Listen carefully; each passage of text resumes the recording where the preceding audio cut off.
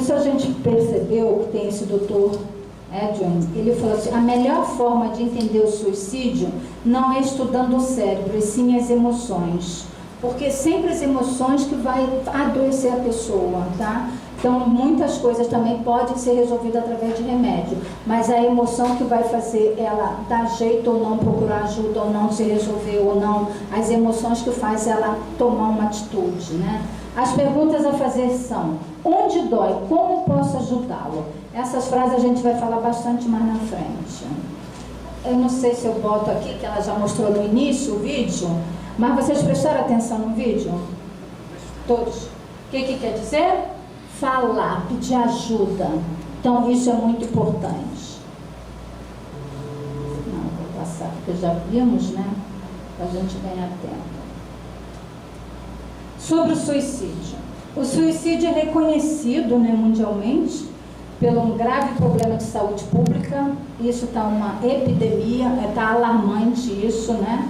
Lá, diz que lá fora no mundo está mais ou menos estabilizado, mas no Brasil está aumentando. Isso é uma grande preocupação, por que o Brasil está aumentando, né? A gente não sabe. O suicídio é a segunda causa de morte entre jovens de 15 a 29 anos, mas na verdade, na prática, a gente está vendo, a gente atende no CVV, a gente conhece casos, a gente é chamado em escolas, porque já suicidou criança de 10 anos, gente. Como pode uma criança de 10 anos suicidar? Então, é uma coisa muito preocupante. Então, essa estatística ela já falou, vou passar. Quem pensa em suicídio? Isso não tem classe, não tem perfil, não tem gênero, qualquer pessoa pode pensar em suicídio. Né? Como eu falei, o doutor Neurinho Ortega falou que 17 pessoas em algum momento pensa, né? Então, pessoa com necessidade de aliviar pressões externas, como cobranças sociais, culpa, remorso, depressão, ansiedade, medo, fracasso, humilhação, pessoas que se sentem solitárias e sem apoio. Agora, uma coisa é certa, ninguém quer morrer, todos querem viver, querem eliminar o problema e não sabem como eliminar. Então, eles falam que a solução para a gente é falta de solução, não tem uma perspectiva, não consegue pedir ajuda, não sabe falar. E como não sabe falar, não tem uma resposta, não tem um feedback, não tem uma ajuda. E aquilo vai, a gente diz que é implodindo as pessoas, né? Quem é a pessoa que procura o CVV? Então, aqui a gente tem alguns exemplos de ambivalência. Quero viver, quero morrer. Cada dia pensa de um jeito, porque na verdade não quer morrer, mas aí acha que vai dar jeito, não dá jeito, e fica pensando, fica igual aquele cachorro em volta do rabo, não consegue olhar diferente, e acaba achando a solução como a morte mesmo, né? Busca de atenção. Gente, muitas pessoas falam assim, fulano quer aparecer, fulano quer fazer chantagem, gente quer aparecer sim, mas não no sentido de exibição, no sentido de falar, olha como eu estou sofrendo, eu preciso de ajuda, você pode me ajudar? Então a gente também tem que parar de falar essas coisas, de sempre de botar a pessoa para baixo. Peraí, o que está acontecendo aqui? Por que ela está assim? O que significa isso? Será que eu posso ajudar? A gente tem um olhar mais atento, é o Setembro Amarelo. Atenção, mudou o comportamento, falou uma frase, epa, o que está acontecendo aqui? A gente tem esse olhar, tá? Desejo de vingança. Eu estou no meio aqui da área policial, a gente fez alguns cursos com policiais, palestras, inclusive a gente teve lá no atendimento presencial, alguns policiais e bombeiros pegam algumas pessoas na rua com tentativa de suicídio. Eles podem fazer intervenção porque são profissionais. Nós voluntários a gente não faz nenhuma intervenção. Se a pessoa está tomando remédio, jamais a gente diz que tem que tirar, jamais a CVV não aconselha, acolhe e tem uma escuta diferenciada, tá? Tudo isso que eu falei, vai servir para mim e não vai servir para o outro. E aí o policial leva a pessoa lá, e a gente já assistiu cursos, palestras de policiais que nos ensinaram o que é. Por exemplo, um caso de vingança, está lá na beira da ponte. Eu só saio daqui se meu ex, meu isso, meu aquilo chegar aqui. Pela experiência deles, quando chega, pum, se joga. Por quê? Fez eu sofrer, agora você vai sofrer mais. Olha como é que é perigoso. Então, quando alguém fala só se tira a pessoa dali, daquela condição dela afastar as condições favoráveis para ela ficar naquele processo, tá? Desejo de fugir de uma situação desagradável, sempre. Se a pessoa está mal, ela não sabe resolver, ela está sempre querendo sair daquela situação. Desejo de ir para um lugar melhor, sempre. O voluntário, ele está muito antenado nas escutas. Outro dia eu fui num velório, me chamou a atenção, isso é uma coisa particular que eu vou falar aqui, tá, gente? Mas eu acho que vale a pena. Falei, poxa, ninguém no CVV nunca falou isso. Aí eu estou lá no velório, cheio de gente, alguém fala assim, partiu dessa para melhor. Opa, o que quer dizer isso, partiu dessa para melhor? E se tiver alguém assim com essas ideações? Vou para melhor também. O CVV é arreligioso e apolítico.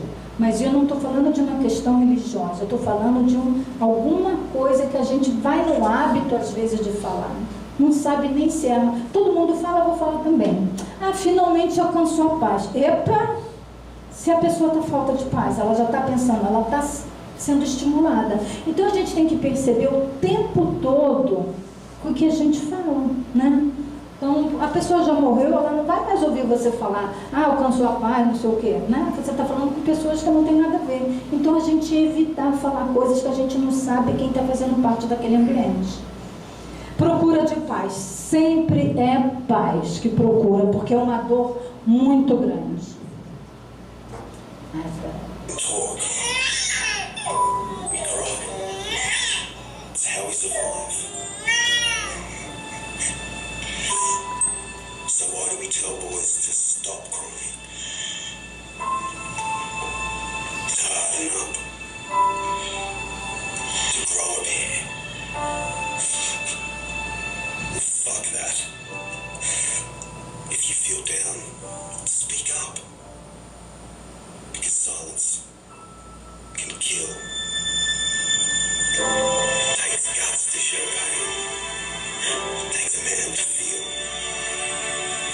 It takes balls to cry.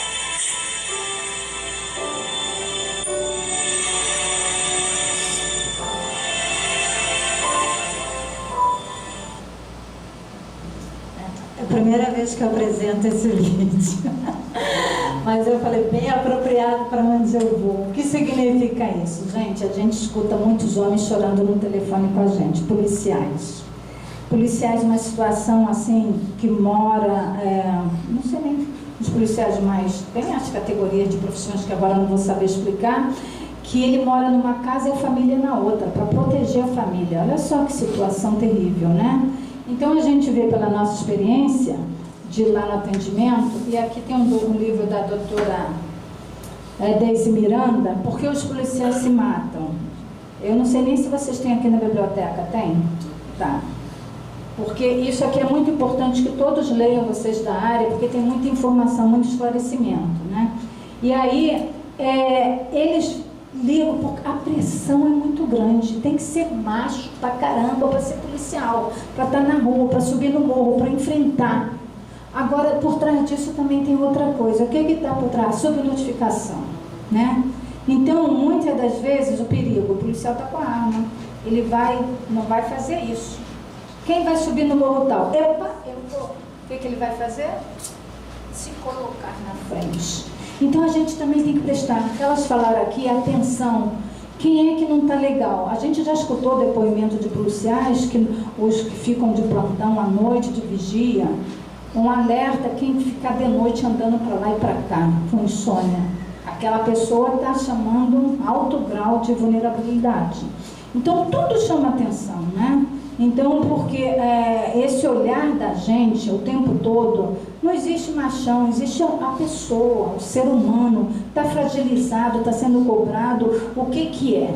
Outro dia eu atendi uma jovem policial, que a mãe dela teve um problema de assalto. Ela estava longe, trabalhando. Gente, uma culpa que ela não protegeu a mãe. Ela, como policial, ela se sentia na obrigação.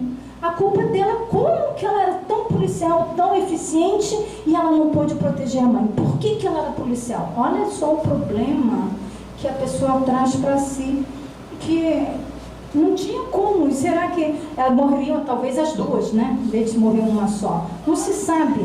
Mas ela estava transtornada e já tinha um tempo, ela não conseguia superar isso porque ela se achava na obrigação de ter salvo a mãe. É uma coisa muito difícil. E aqui, ainda fazendo parte do estudo do neurohipoteca, aquilo que eu falei, né? Aqui é uma ponta do iceberg, o que chega lá, né? É o que faz chegar no pronto-socorro, mas e as outras partes de baixo? Então isso tudo exige, assim, o plano. Faz muita diferença. O que acontece? A pessoa está num momento de angústia. Então, de repente, já está diagnosticado depressão, seja lá o que for. A família toda está em estado de alerta. E às vezes não é nenhuma doença assim, é pressão alta, é diabetes.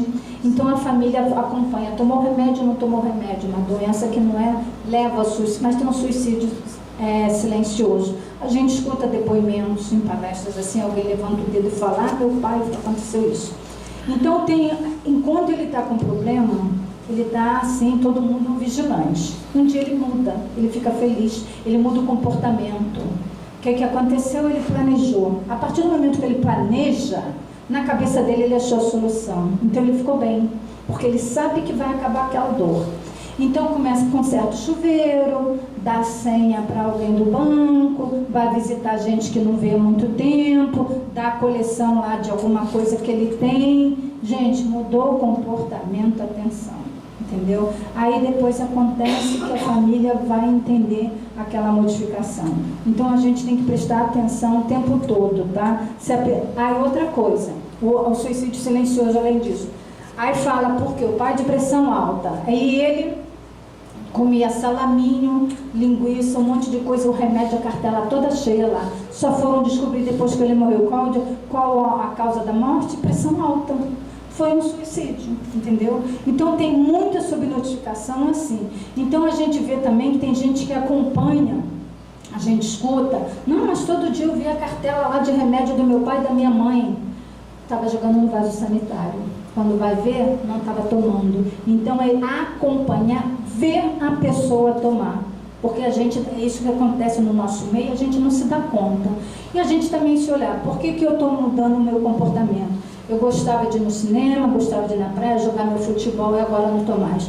Por que eu estou perdendo o interesse por tudo? Por que eu só quero ficar dentro de casa? Por que eu choro muito? Por que eu tenho um sono assim exagerado? São modificações, são alarmas, são sinais que a gente está.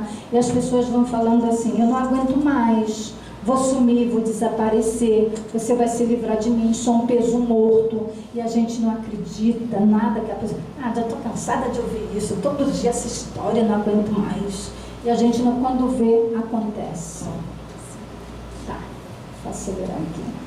Então, fatores de riscos, né? Falar bem aqui rapidinho. A gente fala que somos diversos Ds, né?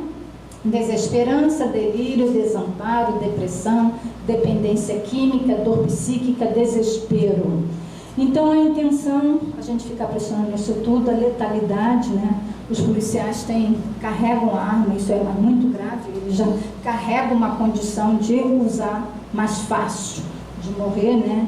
Então as pessoas dentro de casa, os familiares, é bom que tem um local da arma que ele não vai ter, sabe, assim, evitar a facilidade de pegar aquilo. O grau de ambivalência, a hora está assim, a hora está assado, melhora a duração e frequência de um estado emocional, presença e ausência de nota suicídio.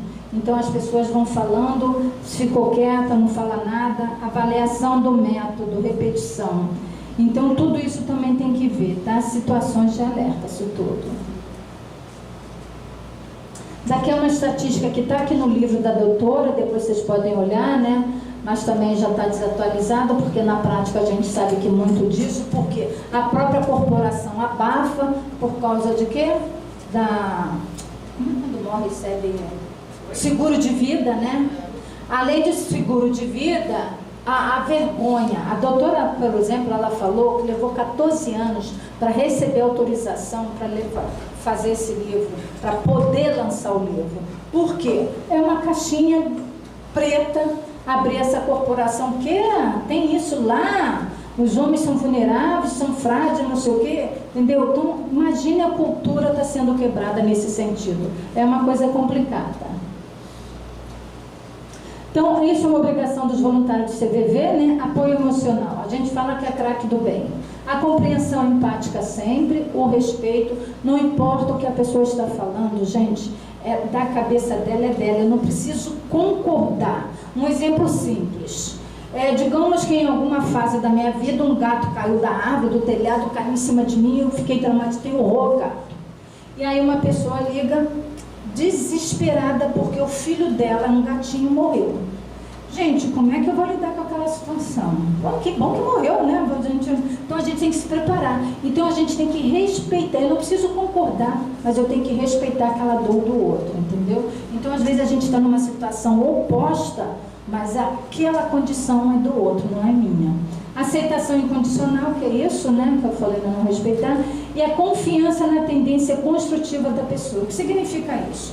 É comprovado que todo mundo, por exemplo, uma plantinha rachou a parede aqui, ela não foi plantada, ela descobriu, sei lá como, naquela terra, uma semente, ela desenvolveu.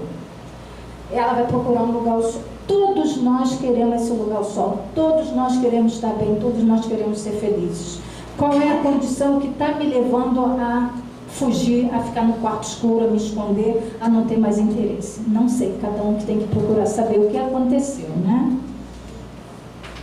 Suicídio é possível, isso que a gente está fazendo com a informação, com o conhecimento, a gente olhar eu e no meu entorno, o tempo todo a gente fazer isso, tá? Prevenir o suicídio é tarefa para muitas mãos. Aqui, quantas mãos aqui? Quantas instituições estiveram aqui? Isso já é realmente uma comprovação, é tarefa para muitas mãos. E aí, tem aqui qualquer pessoa que se importe, a sociedade organizada, a mídia, órgãos públicos, vai por aí afora.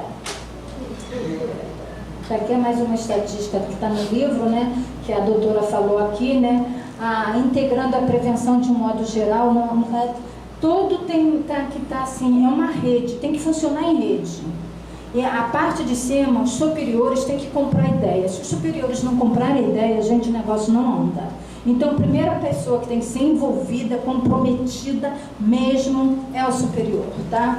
E aí são esses recursos que a gente tem que trabalhar, né? Eu vou correr porque eu quero falar. Como ajudar? Aproximar-se mostrando que ele não está sozinho, mostrar interesse no que tem a dizer. Quem decide ajudar não deve se preocupar com o que vai falar. O importante é estar preparado para ouvir. Essa frase é uma frase-chave, gente. Tem algo que eu possa fazer para te ajudar? A pessoa, primeiro, vai saber que tem alguém que está ali para ela. E segundo, ela vai dizer que tipo de ajuda que ela quer. Então, se a gente não sabe que tipo de ajuda, como ajudar naquele tipo de ajuda que ela pediu, vamos fazer junto, vamos ver como é que a gente pode fazer isso. Mas isso aí, gente, é uma esperança, é um alívio, é um bem-estar muito grande para a pessoa, que ela se sente só e finalmente tem alguém do lado dela. O CVV é sempre antenado para ampliar as pessoas também. Não é exclusividade do CVV, a gente sempre está atento à sociedade, que ela também pode ter essa autonomia de ajudar.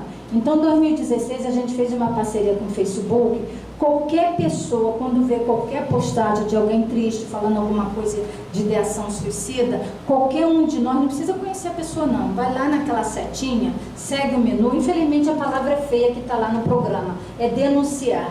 Então, vai denunciar, a pessoa que fez essa denúncia vai receber uma mensagem imediata, que receberam lá a sua informação. A pessoa que está sendo denunciada não sabe quem é você, fica anônimo, e ela vai receber uma frase assim, alguém que se preocupava com você. E o Facebook vai fazer uma análise daquela postagem, de repente, dependendo, vai retirar e vai enviar uma relação de instituições, uma delas é o CVV. O ano seguinte, essa parceria aumentou com o Cefernet Brasil. O que é o Cefernet Brasil? É a polícia de informática e tecnologia. Então, a parte de cima é somente emocional, a parte de baixo, tudo já tem lei. Então, é uma atuação diferente da polícia, porque são coisas contra a lei. Mas a gente sempre está intimidando alguém, prejudicando alguém. A gente também pode colaborar sempre. E se todo mundo fazer, gente, vai melhorar muito, né? Então, está tudo ao alcance de todos. Aqui é o nosso site, né? Como eu falei, chat e e-mail. Os jovens preferem o chat e e-mail, os jovens quase não falam, eles preferem teclar, então é muito importante. Lá no endereço tem as relações dos postos, tem nosso blog, Facebook, Instagram, bastante coisa. E lá em cima, agora 27 de junho, tem Conheça Mais. A gente lançou, acho que 6 vídeos de 1 minuto, está disponível para qualquer pessoa. Escola, família, e lá tem 2 guias PDF que pode imprimir e estudar, e como trabalhar de jovem para jovem, uma linguagem simples, fácil, é de um jovem falando temática sexual, depressão, a pressão na escola e vai por aí fora. Então vai estar ao alcance de qualquer pessoa, pode disponibilizar desse material e usar legal, tá? No condomínio, na família, vai por aí afora.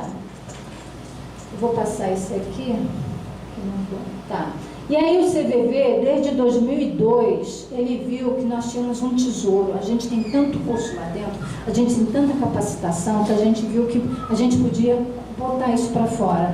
Que era uma zona de conforto. Eu estou aqui no telefone, quem quiser que venha. E a gente fez diferente, a gente criou o CVV Comunidades, né? Então isso tudo são ações que a gente trabalha, cada uma tem um curso específico, não tem como voluntário para atuar nisso, não passar pelo curso, né? E tem, a gente escuta falar muito em oratória, né? O CVV tem escutatória. Então tudo para aprender a ouvir o outro, prestar atenção no outro. Então tem ali CVV Gás, o primeiro de baixo, é o meu xodó. Eu trabalho no CVV Gás, que é o Grupo de Apoio Sobrevivente de Suicídio. Vou falar agora aqui. O CVV, desde que existe, ele trabalhava com prevenção. Agora ele também está trabalhando de pós-venção. Gás, Grupo de Apoio Sobrevivente de Suicídio. Quem são os sobreviventes? Como a Kátia falou, ela é uma sobrevivente, né? Então são pessoas que tentaram suicídio por um motivo não conseguiram, e todas as familiares, colegas, pessoas do trabalho que estão impactadas. A gente falava até há pouco tempo que de 6 a 10 pessoas ficavam impactadas. Na prática a gente vê que é muito mais. Uma escola, se um adolescente morre por suicídio, a escola toda fica. E a gente aprende nessa experiência aí, que o doutor Neuri Boteca, a doutora Caris Cavaccini, que é outro nosso apoio científico especializado em pós-venção, fala que sempre a família, quando morre alguém por suicídio, nunca mais toca naquele assunto, como ela falou ali, do parente não quer visitar. Gente, ela quer um abraço, mas ele não sabe como lidar com aquilo. Ele conheceu aquela criança, foi crescendo, e agora como é que vai chegar? Ela não está lá, vou ver a cara da mãe, do pai triste, eu não sei lidar. Isso acontece, isso é realidade. Então o gás está lá para isso. A ideação são as pessoas que chegam a gente, a intervenção, como eu já falei, do PM, policial, né, psicólogos, psiquiatras, são as pessoas que podem fazer intervenção, nós voluntários não. Mas falando mais sobre o sobrevivente. Eu amo esse trabalho, gente. Por mais que um voluntário está lá na reunião, tenha empatia, quando um sobrevivente começa a falar, é uma sintonia imediata. Por quê? Porque é um entendimento, eles não sabem o que aconteceu, aquela dor é terrível. E finalmente eles começam a entender. Então as pessoas vão falando, aconteceu isso. Nossa, também! Eles vão percebendo os sinais que eles não viram. E aí um vai ajudando o outro. E o mais interessante que eu acho é quando assim, chegaram 2 pessoas pela primeira vez na reunião. Aí todo mundo está igual. Aí daqui a outra reunião, um já é a 3ª vez. Então ele já teve um grau de evolução, de entendimento, de um mais equilibrado. Então ele tem autoridade para falar, não, eu passei por isso, agora já estou nesse estágio. Porque o voluntário não passou, é suposição, é uma tentativa de entender, mas não vivenciou. Então eles saem de lá como amigos de infância. Vamos tomar um café, vamos comer uma pizza? Até chama a gente voluntário, mas a gente não faz, a gente já fez a nossa parte, é proporcionar a reunião. E aí, agora a gente tem 32 locais no Brasil, no Rio de Janeiro temos 6. Então aqui a gente fala isso aqui, tudo o CVV faz. Autoajuda é a gente mesmo se procurar ajudar, que é o que a gente está fazendo aqui, a identificação do que eu posso fazer comigo, me perceber, me olhar. ajudar o outro. Nós, como vizinho, com filho, com familiares, com colega de trabalho, ajuda múltipla. Sou de uma instituição, estou na outra instituição. Então, a gente pode fazer isso. Máquinas, celulares, internet, está tudo aí ao nosso alcance, né? A resiliência, a superação, a capacidade de cada um se perceber e procurar superar aquela situação. E ser humano, gente, é ser humano para ser humano, né? Que a gente está aqui é para isso mesmo. Então, aqui é o CVV Gás, onde eu trabalho, na usina, Conde de Bonfim 764, na segunda-feira, 17h30 às 19h30. E esse trabalho existe há 6 anos, foi desenvolvido, começou lá na tragédia da Botkiss. Alguns voluntários correram para lá e desde então a gente começou a desenvolver esse trabalho. Gente, faz muita melhora, ajuda muito. E a gente cada vez mais, a doutora Karen Scavacini, proporcionando isso. Esses vídeos também falam sobre isso, tá?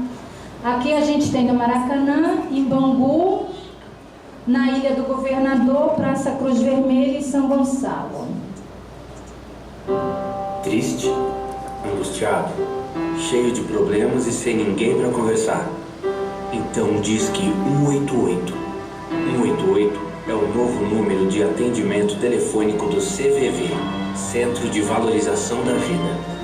De orelhão, celular ou telefone fixo, a ligação é gratuita e funciona 24 horas todos os dias. Ligue 188 e receba apoio emocional. Então, eu vou voltar aqui, gente. Olha, nossa visão, uma sociedade compreensiva, fraterna e solidária. As pessoas vivendo plenamente, tendo o CVV contribuído para isso. Na verdade, nosso sonho é que um dia o CVV deixe de existir, para não precisar ter tanta gente nessa condição. A gente acredita, só não sabemos quanto tempo vai levar, né? Mas é isso aí, gente. O meu recado era isso. Obrigada.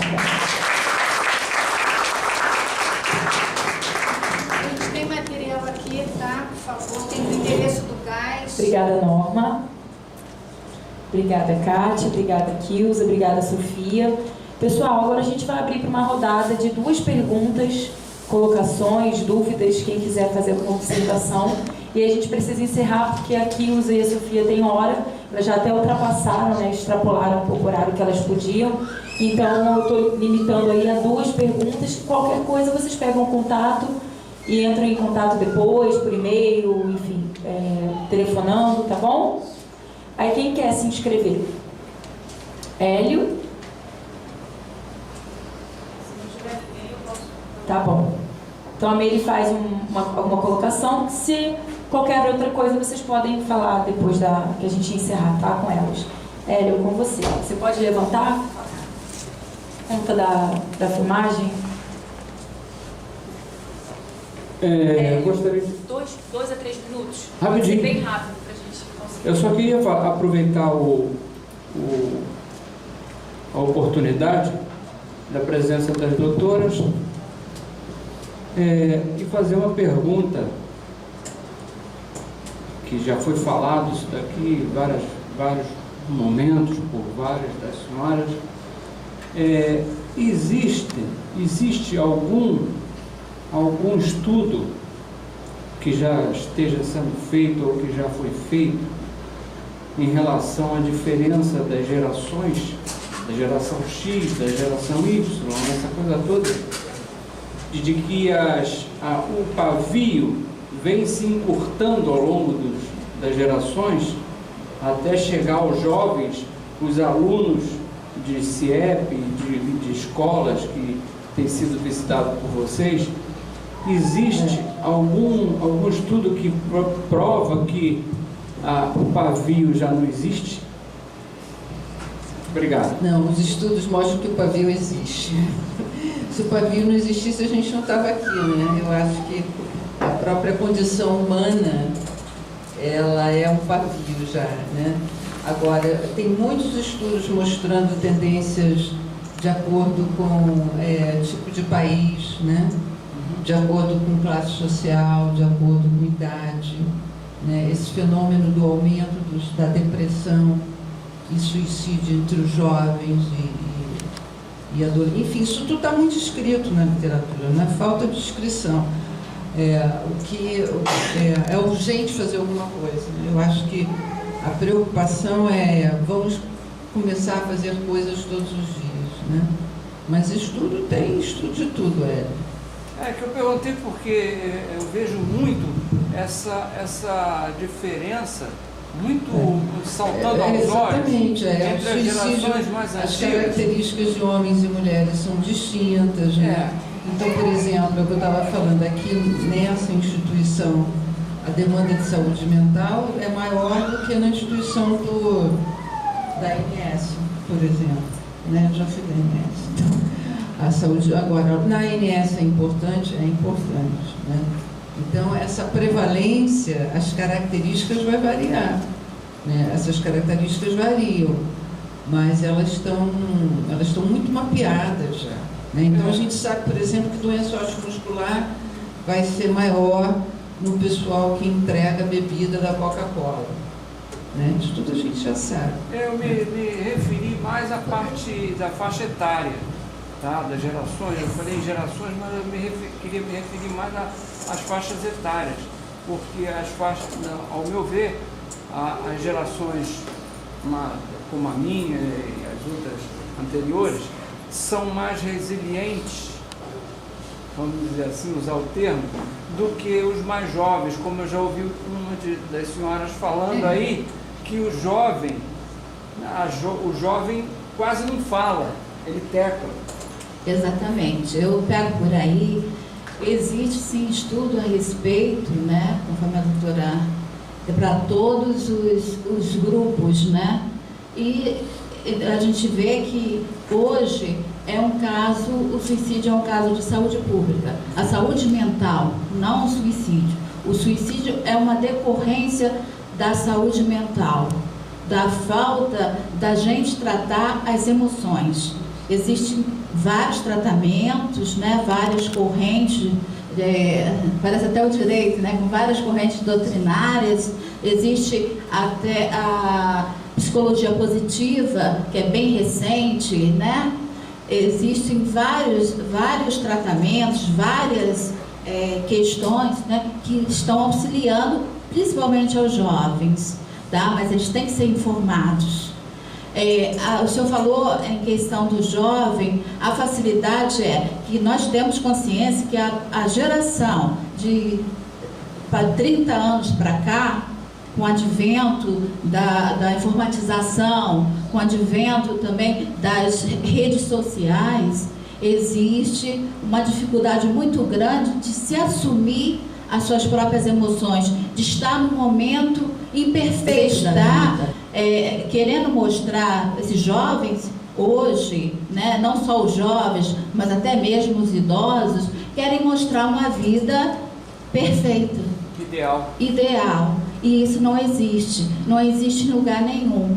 Então, para a juventude, como a Norma colocou, muitos preferem através de chat, através de chegar até a uma ajuda, mas outros não. Outros recebem informações. Eu acho que a gente também tem que pensar, a gente viveu num país dos anos 70, né, que você está atribuindo a tua geração com resiliência. A gente vivia um país que era o país que ia para frente, não era isso? Era não sei quantos milhões de ação. Hoje a gente tem o que aqui?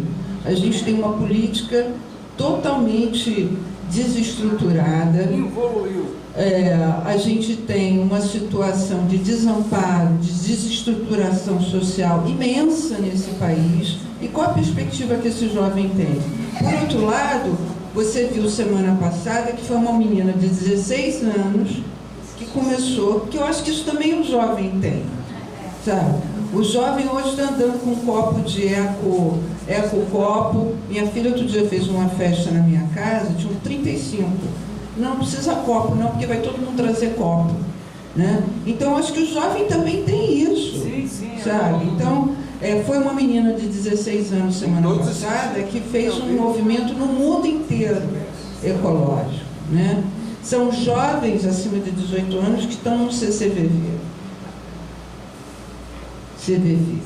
Então, não é assim, a gente vive um momento de estruturação muito grande, mas, por outro lado, vive um momento de muita resiliência, eu acho.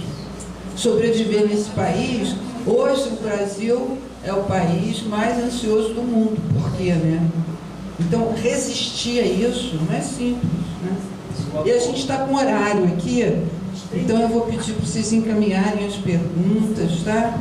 Eu vou só fazer uma colocação, na verdade, aqui, me desculpa, eu gosto sempre de fazer. Não é bem uma pergunta. Olá, boa noite. Boa noite, bom dia. Não é bem uma pergunta que eu queria fazer. Eu queria trazer aqui para a realidade aqui dos policiais, principalmente. Como a gente estava falando aqui dos jovens, que os jovens têm que mostrar, né, uma perfeição. Acho que os policiais também eles têm esse ideal, né, da virilidade, de não poder, entendeu, demonstrar suas fraquezas. E então acho que cabe muito aos amigos, entendeu? Principalmente aos amigos de serviço e aos familiares, esse cuidado, esse olhar, porque a pessoa ela não vai falar, estou precisando de ajuda tão fácil. É um policial, ele não vai se entregar, só vai se entregar quando tiver o último dia ali que ele pegar a arma e, entendeu? Então eu acho que cabe muito a esses núcleos de psicologia que são criados, que tem que se espalhar mais aí, e cabe aos amigos, principalmente, observarem quem está com você. Observar mesmo, prestar atenção, como foi dito aqui, numa frase estranha, num comportamento estranho, e falar, opa, vem cá, conversa com a pessoa sozinha também, não adianta você, porra, mas você faz isso, porra, você... Entendeu? Botar o dedo na cara da pessoa, que isso aí, da pessoa... Então você tem que escutar, e não falar, e não botar o dedo na cara, e não tem que falar, vem cá, onde dói? Precisa de ajuda, entendeu? E simplesmente deixar a pessoa falar. Você não tem que se meter e nem querer falar o que a pessoa deve fazer. E claro, buscar ajuda aqui discando com 88.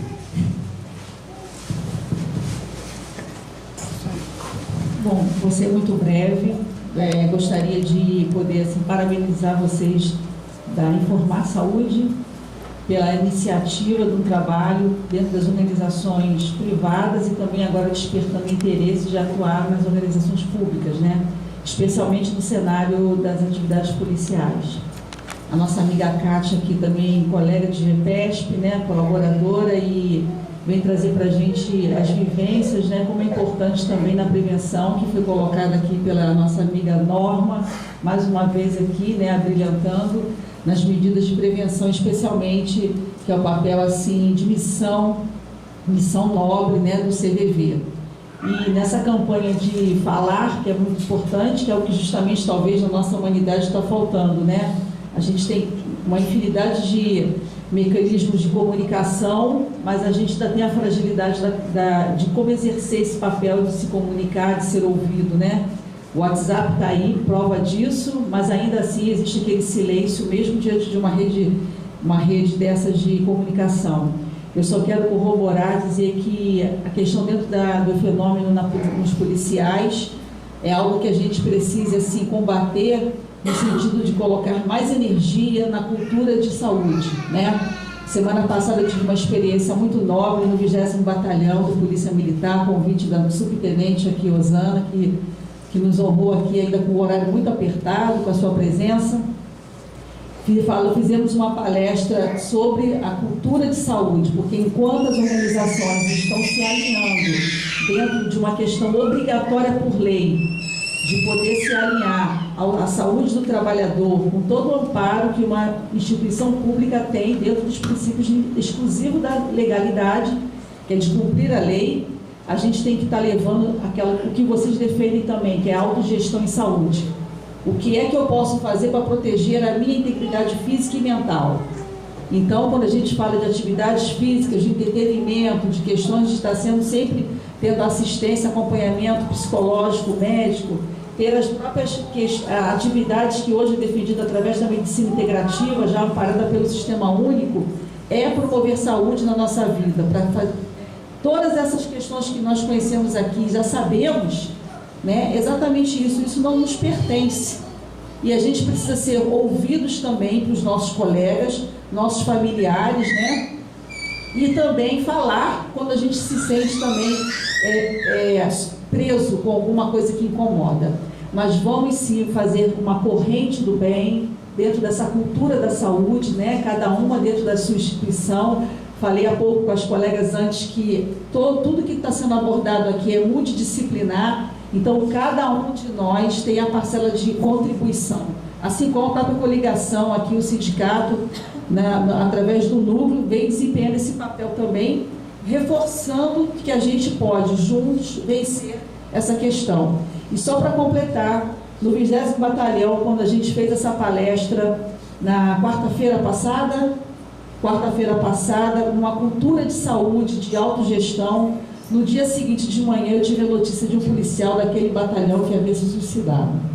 Então, assim, foi uma coisa muito para a gente, que chocou muito, e eu queria até, falei com ela várias vezes, de saber se aquele policial estava presente naquela palestra que a gente havia proferido, e infelizmente ele não estava, né? Eu não sei se ia adiantar ou não, mas enfim, teria sido uma tentativa também de poder fazer com que o pensamento dele saísse daquele plano. Mas ainda assim, tudo que a gente fizer está sendo sempre com o olhar de fazer o que eu posso do bem para a pessoa, independente de conhecê-la ou não. Parabenizo a vocês, porque estamos todos aqui uníssonos, né? Falando de saúde, que é o nosso bem maior. Tá? Eu agradeço aqui, e a vocês também eu deixo a mensagem de poder sermos multiplicadores, né? Tudo que a gente pode estar pegando aqui com um e com o outro, a nossa atuação, tanto no trabalho, nos estudos ou na vida, é sermos multiplicadores mesmo dessa corrente do bem. Tá? Obrigada aí pelo espaço, Natália. Obrigada. Agora aqui, pessoal, aqui para mim primeiro aqui, por favor. Obrigada, gente. Muito bem. Então tá bom.